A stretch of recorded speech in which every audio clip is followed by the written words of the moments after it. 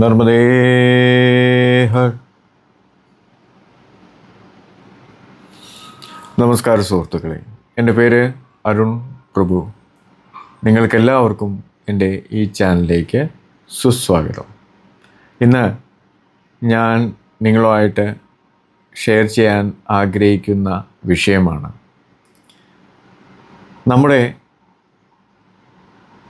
ജീവിതത്തിൽ പല പല പ്രതിസന്ധികൾ സർവ്വസാധാരണമാണ്, പ്രത്യേകിച്ച് ഇന്ന് നാം ജീവിക്കുന്ന രീതി അനുസരിച്ച്.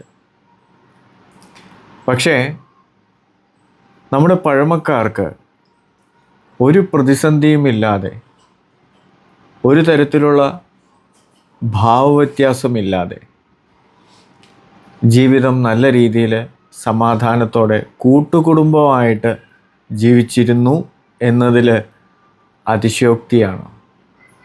ഇന്ന് ഒരു കൂട്ടുകുടുംബം നമുക്ക് സ്വപ്നത്തിൽ മാത്രമാണ്. പക്ഷെ അന്ന് ഒരുമയോടെ എല്ലാവരും ഒന്നിച്ച് സന്തോഷത്തോടെ ജീവിച്ചിരുന്ന ആ കാലം എങ്ങനെയാണ് അത് സാധിക്കുന്നത്? ഇന്ന് എല്ലാവരും ന്യൂക്ലിയർ കുടുംബമാണ്. സ്വത്ത് ഭാഗം വയ്ക്കുന്നു, വഴക്ക് നടക്കുന്നു, മനസമാധാനമില്ല. ഈവൻ ന്യൂക്ലിയർ കുടുംബമാണെങ്കിൽ തന്നെയും മനസമാധാനക്കേടാണ്. എന്തുകൊണ്ടാണ് നമുക്കിത് അനുഭവിക്കേണ്ടി വരുന്നത്? ഈ ഒരവസ്ഥയിൽ വരാൻ കാരണം എന്താണ്? പഴമക്കാർ കുടുംബത്തിൽ എത്ര പേരുണ്ടോ മനസമാധാനത്തോടെ സന്തോഷത്തോടെ, ഈവൻ ആഘോഷങ്ങളാണെങ്കിൽ തന്നെയും, ഇപ്പോൾ നമുക്ക് എല്ലാവർക്കും ആഗ്രഹമുണ്ടല്ലേ, ഇപ്പോൾ ക്രിസ്തുമസ് ആണെങ്കിലും ഓണം ആണെങ്കിലും അഷ്ടമി ആണെങ്കിലും എല്ലാവരും ഒത്തുചേരുമ്പോൾ ഉണ്ടാകുന്ന ഒരു സന്തോഷം അല്ലേ? അപ്പോൾ നമുക്കറിയാം ഒത്തുചേർന്നാലേ ആ സന്തോഷത്തിന് ഒരു ഊർജം ഉണ്ടാവുള്ളൂ.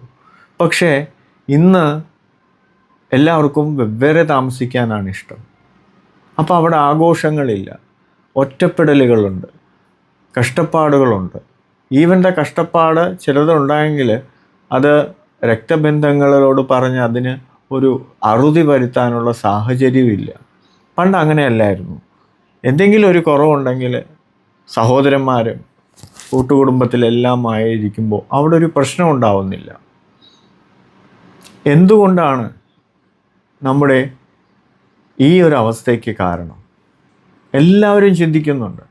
പക്ഷേ ഒരു സിമ്പിൾ തെറ്റാണ് നമ്മൾ ചെയ്യുന്നത്. നമ്മൾ വാസ്തു ഒക്കെ ചെയ്യുന്നുണ്ട്, പക്ഷേ എത്രത്തോളം അത് പ്രാബല്യത്തിലാവും എന്നുള്ളത് കണ്ടറിയാൻ നമുക്ക് സാധിക്കുന്നുണ്ട്. പണ്ട് കാലത്ത് കട്ടള വെപ്പ് എന്നുള്ളത് ഇന്നും നമ്മൾ കട്ടള വെക്കുന്നു. പക്ഷെ പണ്ടത്തെ ആ രീതി അല്ല ഇന്നൊരു സ്റ്റാർട്ടപ്പ് എന്നുള്ള രീതിയിൽ മാത്രമാണ്, ഒരു ചെറിയൊരു പൂജയിൽ തീരുന്ന കാര്യമാണ്. പണ്ട് അങ്ങനെ അല്ലായിരുന്നു. അതായത് നമ്മുടെ ശരീരത്തിൻ്റെ നട്ടെല്ലെന്ന് പറയുന്ന പോലെ തന്നെയാണ് ഒരു ഗൃഹം വെക്കുമ്പോൾ അതിന് അടിത്തറയിട്ട് കട്ടള വെപ്പ് എന്ന് പറയുന്നത്. അതിൻ്റെ മേളിൽ ഗജലക്ഷ്മിയാണ്. അത് നിങ്ങൾ പഴയ വീടുകളിലൊക്കെ പോയി കഴിഞ്ഞാൽ മെയിൻ ഡോറ് അതിൻ്റെ മേളിൽ ഗജലക്ഷ്മിയാണ്, ഉള്ളിൽ ആയിട്ട് ഗണപതിയുമാണ്. പക്ഷെ ഇന്നതൊന്നും ഇല്ല. ജസ്റ്റ് കുറേ കാർവ് ചെയ്ത ഡോറുകളാണ്. മേളിൽ ഗജലക്ഷ്മിയൊന്നും വെക്കാറില്ല.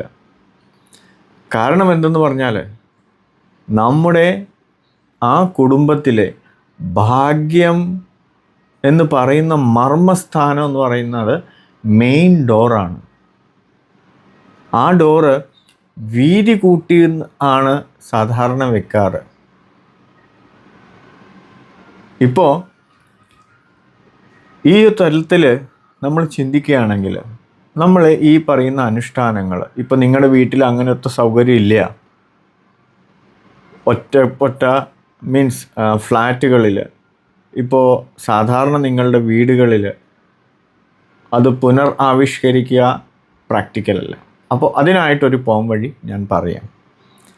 അതായത് നമ്മുടെ അടിത്തറ മെയിൻ ഡോറിൻ്റെ എന്താ പറയുക, തട്ട്, ആ തട്ട് ഒന്നെങ്കിൽ ഗോമൂത്രം അല്ലെങ്കിൽ ഈ പറയുന്ന പനിനീര് ഇത് വെച്ച് ആ തട്ട് നല്ലോണം, അതായത് മെയിൻ ഡോറിൻ്റെ താഴത്തെ കട്ടിൽ നല്ലോണം തുടയ്ക്കുക.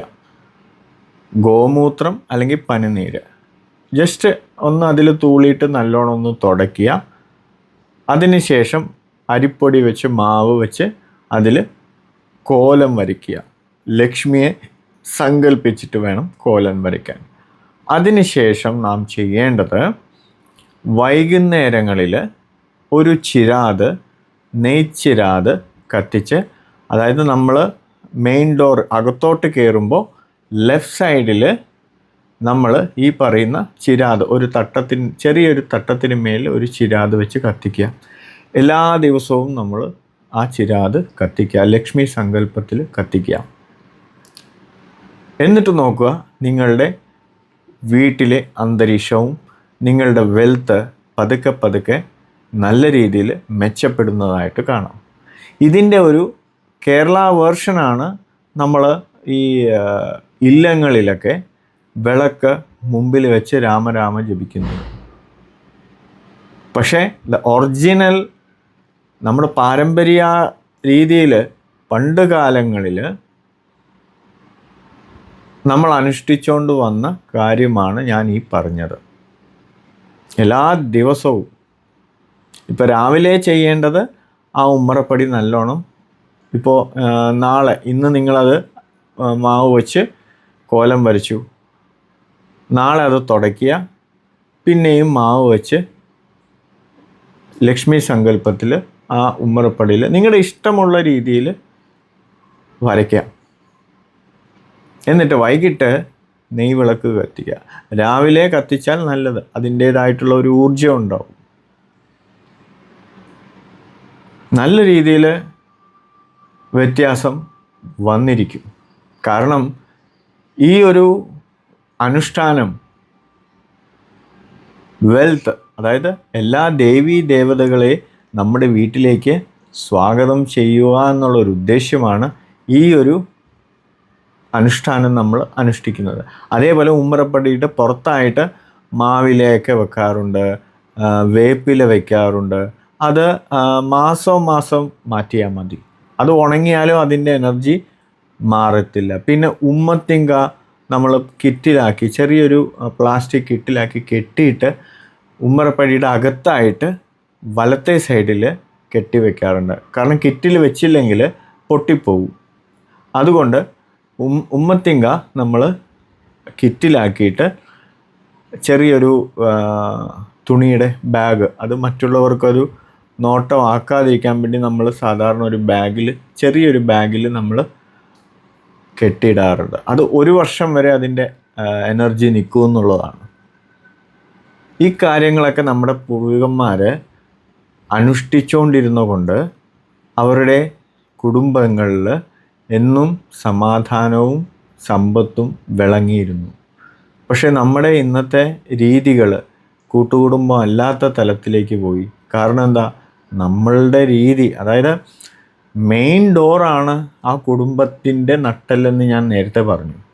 ആ കുടുംബം എങ്ങനെ നിൽക്കണം, എങ്ങനെ വളരണം, ഏത് സ്ഥിതിയിലാകണം എന്ന് നമുക്ക് ആ കുടുംബത്തിൻ്റെ ഒരു വീടിൻ്റെ കട്ടിൽ, മെയിൻ ഡോറ് കണ്ടാൽ നമുക്ക് മനസ്സിലാക്കാൻ പറ്റും. കാരണം അതിന് എത്രത്തോളം നമ്മൾ റെസ്പെക്റ്റ് കൊടുക്കുന്നു, സംരക്ഷിക്കുന്നു, അതുപോലെ ഇരിക്കും നമ്മുടെ കുടുംബവും. അത് ആർക്കും അറിയത്തില്ല. അതുകൊണ്ടാണ് മെയിൻ ഡോർ എപ്പോഴും നല്ല അടിത്തറയുള്ള മരം കൊണ്ട്, അതായത് നല്ല മരം, ഒരിക്കലും ജീർണിക്കാത്ത, എപ്പോഴും ലൈവായിട്ട്, അപ്പോൾ തേക്ക്, ഈട്ടിയൊക്കെ അതുകൊണ്ടാണ് ആ മെയിൻ ഡോറ് ഈ തടികൾ വെച്ച് ചെയ്യുന്നത്. കാരണം അത് നശിഞ്ഞാൽ നമ്മുടെ കുടുംബത്തിൻ്റെ നാശവും ഉറപ്പാണ്. അതിനെ എത്രത്തോളം നല്ല രീതിയിൽ സംരക്ഷിക്കുന്നോ, അതിനെ റെസ്പെക്റ്റ് ചെയ്യുന്നോ, അതനുസരിച്ച് നമ്മുടെ കുടുംബവും നല്ല രീതിയിൽ പോകും. ഇപ്പോൾ ഒട്ടുമിക്ക വീടുകളിൽ ഈ ഒരു ദാരിദ്ര്യവും ടെൻഷനും ഒക്കെ വരുന്നതിൻ്റെ മെയിൻ റീസൺ നമുക്ക് ആ വീട്ട് കയറുമ്പോൾ തന്നെ ഒരു വാസ്തു ജ്യോത്സ്യൻ ആ വീടിൻ്റെ മെയിൻ ഡോർ കാണുമ്പോൾ തന്നെ നമുക്ക് ആ പുള്ളിക്കാരന് മനസ്സിലാവും ആ വീട്ടിലെ സ്ഥിതി എന്താണെന്നുള്ളത്. കാരണം നമ്മൾ മെയിൻ ഡോർ എന്ന് നമ്മൾ വെക്കുമ്പോഴും അതിന് കൊടുക്കേണ്ട അനുഷ്ഠാനങ്ങൾ നമ്മൾ കൊടുക്കുമ്പോൾ നമ്മുടെ വീട്ടിലെപ്പോഴും ലക്ഷ്മി വാസവും പ്ലസ് എല്ലാ ദേവീദേവതകളുടെ ചൈതന്യം വിളയാടുമെന്നുള്ളതാണ്. അപ്പോൾ നിങ്ങൾക്ക് ഈ എപ്പിസോഡ് ഇഷ്ടപ്പെട്ടെന്ന് വിചാരിക്കുന്നു. നിങ്ങൾ ആദ്യമായിട്ടാണ് ഈ ചാനൽ കാണുന്നതെങ്കിൽ എല്ലാവരും സബ്സ്ക്രൈബ് ചെയ്യുക, ലൈക്ക് ചെയ്യുക, കമൻറ്റ് ചെയ്യുക. അപ്പോൾ നിങ്ങൾക്കും നിങ്ങളുടെ കുടുംബാംഗങ്ങൾക്കും എപ്പോഴും നല്ലത് വരണേ എന്ന് ആഗ്രഹിച്ചുകൊണ്ട് ഞാൻ ഈ എപ്പിസോഡ് ഇവിടെ ഉപസംഹരിക്കുന്നു. നിങ്ങൾക്കെല്ലാവർക്കും എൻ്റെ വിനീതമായ നമസ്കാരം.